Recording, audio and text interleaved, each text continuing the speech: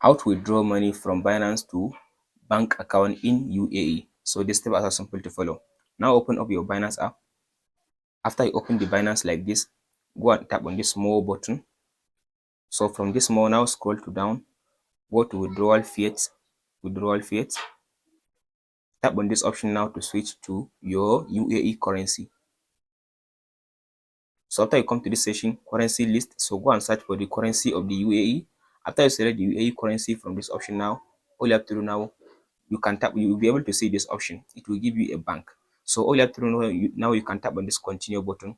If you tap on this continue button, now it will allow you to paste in your account number for the UAE account that you want to send.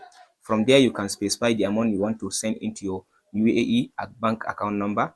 After you input the amount you want to withdraw to the bank account, from there you can just tap on the verification code. After they send you a verification code, from there the money will be sent into your UAE bank account. That's it, guys. If you found this video helpful, please like and subscribe.